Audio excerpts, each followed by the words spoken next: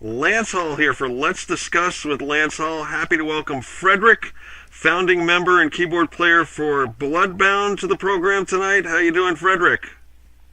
I'm doing pretty good, you know. Yeah. We had a great show last night at Frog Power, and we are overwhelmed, you know, with the reaction. And you just got done doing an autograph session as well, and I'm sure that went equally as good. Yeah, it was. We're really surprised. It's the first time we're here in the States, and it's you know, it's incredible. We didn't know what to expect. You know, for example, we brought like 75 T-shirts for the merchandise, and it was all gone in a few hours. You know? So yeah, very cool. It's been fantastic. Yeah, that's awesome. So this is your first time to America, then? The first time in America, yep, yep. Welcome to America. Thank you. We had some offers, though, in the past. You know, Sabaton offered us twice to go with them as a support.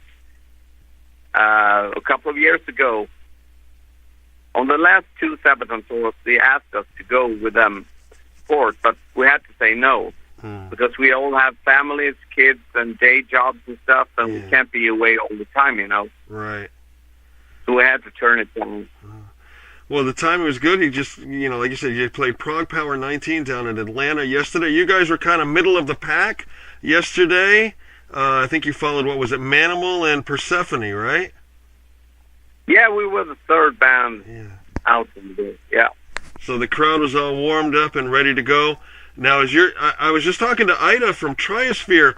You get 60 minutes, and she said that's actually a little longer than you get at Sumfest. At Sumfest, you only get like 45 minutes or so. Same for you? Yeah, we had 60 minutes. Yeah. And that's a little longer than some of the other festivals that you play. Yeah, some festivals are shorter, and some festivals, sometimes we get like 75 minutes in Europe and stuff like that. So we are used to different, you know, set length. Yeah. The other thing I've got to ask you is, coming over from Sweden the way you did, you know, there's a 6-hour time adjustment to get to, you know, and here in the States, the most we've got, if we go from like, you know, New York to LA, is like 3 hours. How was it getting adjusted to a 6-hour time difference? Was that a difficult thing? I mean, obviously you gave yourself a couple days to get acclimated. I'm not sure. It's like we're tired all the time, so it doesn't matter. Yeah, but it went kind of smoothly because we arrived at night. It was like 10 in the evening here, and it was like very early morning in Sweden. So we just crashed when we came here. So it was kind of easy to get into the right time zone. Yeah. I think it will be worse when we get back to Sweden. Right. Now, are you going to give yourselves a couple of days to get acclimated back to your time zone, or do you guys have to go right back to work?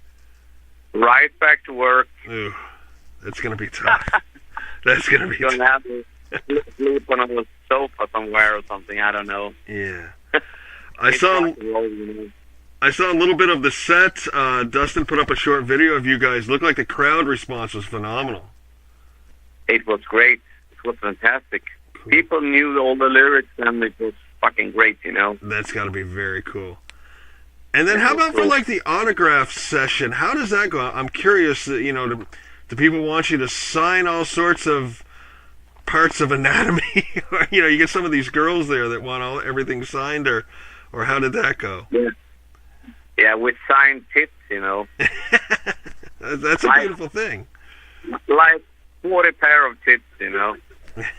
Very nice. Very nice. What were some of the stranger things you got asked at the meet and greet? Did anybody ask you anything that you were kind of like, wow, that's sort of weren't expecting? Yeah, they got all kinds of offers, you know. Mm-hmm. Yeah. I can say it now on the radio or whatever. Okay, yeah. What happens there stays there, right? What happens on the road stays on the road, you know. There we go. Exactly. I know exactly what you mean. The old saying. Now it was kind of calm, to be honest. Yeah. The people here at Prog Power, it's like like I said, it's like a cult, you know. Mm-hmm. People, they know everything about you. They have. I've been in several projects, several bands, and several albums. I just maybe wrote the song here and there and played some keyboards or whatever, and they all brought the CDs. They know everything about you here. Wow. It's fantastic. Very cool. Very cool. Last album, War of the Dragons, came out last year. The year before that, you put out the live album. Anything in the works going forward? Yeah, we have plans to record a new album in the coming months.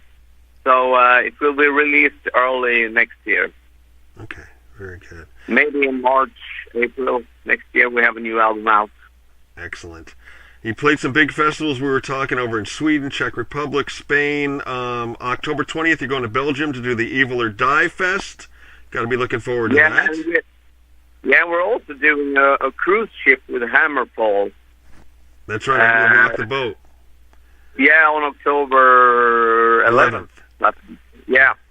And Hammerfall are headlining, and we are the second band on the bill under, well, the co-head, the main support, so to speak, the boat. Yeah. Have you done cruises before? We've done several cruises. We've done Hammerfall once had a cruise, the Hammerfall cruise. Mm-hmm. And we played on that one, and we played on the Sabaton cruise. And, some other cruise ships as well. So, we've done some cruises. Excellent. That's got to be fun, I mean, because you've got a real captive audience there. You know, you literally play for the audience, you know, at night or whenever they have the shows, and then, like, the next day, everybody's right there again in a much different environment. That's got to be pretty cool. Yeah, it's cool. It's awesome. Excellent. I got to ask you about one thing you did back in 2007, I read in the band's bio. You played a festival, and there was a symphony behind you guys, and Paul Di'Anno from Maiden came out. You guys played some Maiden classics with him? Yep, that's right. It was very interesting, to say the least, to get Paul Di'Anno up in in the rehearsal studio. You know, he was a really strange guy. You know, to deal with, and symphonic orchestra and Paul Di'Anno is kind of two different worlds. You know. Yeah. Two different worlds. Yeah. But that must have been a thrill to play those Maiden songs and have him come up and sing them as well. And that was the first time he had been with an orchestra as well, I think. Yeah, I think so, yeah. Wow. As a matter of fact, we did two different shows with Paul Di'Anno, festival shows, yeah. Very cool. Do you remember what songs you played? We played Prowler, we played Rat Child, and Running Free, of course. Yeah. Wow. Rat Child, that's one of my favorites. Yeah. That's Paul Di'Anno is, we all grew up on Maiden, so it was kind of cool, but at the same time, he's not that fit, if you know what I mean. Yeah. Yeah. I've seen some recent stuff. Yeah, I know exactly what you mean. Yeah. Yeah. Now, with the next album, do each of you write? Does everybody write and do the lyrics and music, or is that separate? You know, certain members do certain things, or? In the past, it's been more or less myself and Thomas who wrote everything. You know, all the material. Right. But on the last album, Patrick, our singer, started to write more. And on this new album, Patrick came up with several great ideas. So it's going to be a writing between me and Patrick and Thomas on the upcoming album. Very cool. Talking about Thomas, who plays lead guitar, who happens to be the other founding member in the band. Yes. Very cool. Me and Thomas started the whole thing. Now, when you started this all back in 2004, did you envision, you know, going forward doing all this, or was it just for fun, or did you have a vision in mind to do stuff, or? The thing is, me and Thomas had been playing in different bands before, everything from progressive rock to more like pop rock. Mm-hmm. And we said, hey, let's, just for the fun of it, let's write some traditional metal with that. And we did a 3-song demo, and all of a sudden, several labels wanted to sign us just because of this 3-track demo, you know? Yeah. So it was a kind of a surprise. And from then on, we just went for it, you know? Yeah, absolutely. The other thing that I've always liked about you guys is the imagery and the album covers and everything that you guys have come up with. Is there someone in the band that does those, or you collaborate with someone? You mean the illustrations and stuff? Yeah, yeah. Yeah, we have great illustrators, you know, working on the covers. We had Mark Wilkinson. He done covers for Priest, Maiden, Marillion, and bands like that. Right. Yeah, and on the last 2 albums, we had Tom Teal doing the covers, and he mostly worked with Amon Amoth. Okay, yeah, yeah. On their covers. So we have professional designers and illustrators. Very, very cool. Now, you say you had a pretty, let's say, fanatical, rabid following over here. Do you have the same over in Sweden? You know, do you have a good following over there as well? We have lots of fans in Sweden, but I would say the most fanatical followers are in Germany and the Czech Republic. Really? Yep. Very cool. I always am sort of jealous with the scene over there. It's so hard. Of course, the United States is so big and so spread out and everything. The festivals and everything that goes on over in Europe, and the fact that the fans are still so into the physical product as opposed to listening on, Spotify or downloads and stuff like that. I'm always jealous of that, of that over there. It's got to be a tremendous source of pride for the band as well to be a part of all that. Yeah, the vinyl is coming back, as you know, and it's all great. Cool. Lots of fanatical fans over there in Europe for sure. Yeah. I remember I talked to one band who said they still actually release some stuff, a lot of stuff on cassette, because over like in the Czech Republic and Russia and Poland and stuff like that, a lot of the cars still had cassette players in them. Have you guys run into that at all? No cassettes yet. Yeah. I mean, I guess there is a slight, increase coming back actually here in the States too, which I don't really get, but I heard that as well. So. Like 8 tracks or whatever. Yeah. Let's go back to 8 tracks. Yeah. Oh, that's crazy. Yeah, but the vinyl is really strong over in Europe. It's fucking insane. The vinyl is really coming back. Right. The other thing that's so fun nowadays too is, of course, social media. You can put something out and it goes worldwide, almost instantaneously. It's got to be a blessing, but sometimes a curse at the same time, because then everybody wants to see you, right? It could be like that. Yep. Yeah. Absolutely. But it's a good tool for sure. Right.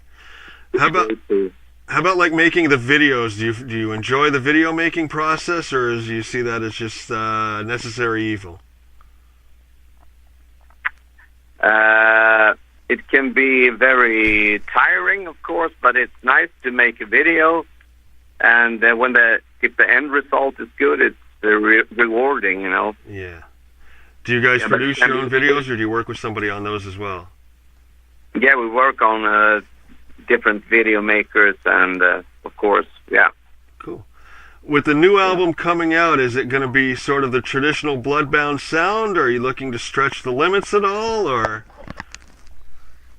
It's gonna be different from War of Dragons for sure. Okay. I can't say much about it because we're making demos and stuff, but it's gonna be a little bit different from War of Dragons. Okay. You're not going to unleash Kiss the Elder on us. No Elder. Yeah, but it's you can't make the same album every time, so this is going to be a little bit different for sure. Excellent. But it's still going to be fantastic, Mm-hmm. What? Like all the Bloodbound albums. Yeah. What? What classic groups have influenced you guys? Groups from the past have influenced you guys the most? We all grew up on, Priest, Maiden, Dio, this kind of stuff, Yeah. And are there any... But we listen to everything, If you listen to ABBA, the melodies are fucking awesome. Yes. And it's all about the melodies and the songs. Mm-hmm. How It doesn't matter if you have the coolest riff ever made if your melodies suck, Right, right. So it's all about songwriting. How about newer groups? Are there newer groups that you find yourself sort of watching and saying, hey, this is pretty cool? Not really. No? Mostly the older stuff. Of course, there are new groups, but we tend to listen to the classic bands, and that's what we get the most influences from. And of course, I listen to everything from pop music to jazz to whatever, Sure. As long as the songs are great, I really like pop songs. If the melodies are fucking awesome, it's a great song. I agree. And it's funny you mentioned ABBA, because I love ABBA. I love listening to ABBA. I think those Yeah, if you listen to those melodies, the melodies is fucking great. Right. Talking with Fredrik, keyboard player and founding member of Bloodbound here, and Let's Discuss with Lance Hall. They are fresh off their first ever U.S. performance yesterday at Prague Power 19 down in Atlanta. Played a killer set down there. New album coming out hopefully next year, you're telling us? Yes, sir. All right. Fredrik, I always like to end up with some fun, silly questions. Hopefully these are questions maybe you've never been asked before. Sound good? Yeah, go for it and we'll see. All right. Would you rather be stranded on a desert island alone or with someone you hate? Of course, alone. Okay. Would you, given your choice of household chores, dishes or laundry?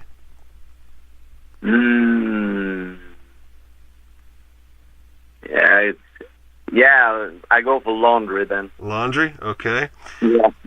Late at night and you're hungry, what do you grab for a midnight snack? A banana. Okay. Favorite smell? Favorite smell? Yeah. Spring. Okay. Last one, and this is the one we usually have the most fun with, and then I have one more serious question for you. If they were to make a movie of your life, what actor would you have play you in the movie? And it's your movie, your life, you can pick anybody. What actor? Yeah. Oh my God. Ron Jeremy. Okay. I love it. That's the best answer I've ever gotten to that question. Perfect. That's great. Okay. Now I somehow have to slip back into serious mode for a moment. In a band like Bloodbound, what makes a great keyboard player? Sorry? In a band such as yours with Bloodbound, what makes a great keyboard player? What makes? Yeah. Like, what makes you... What qualities would a person have to be a great keyboard player for Bloodbound? They need to be able to play music. Okay. Sounds good. Can't get any simpler than that, right? So. Yeah. Yeah. All right. Well, Fredrik, it's been a blast talking to you tonight. Safe travels back to Sweden. Enjoy the rest of your time here in the States. Are you staying for the entire festival? Yeah, we're staying tonight and we're leaving for Sweden tomorrow. Okay. Safe travels back.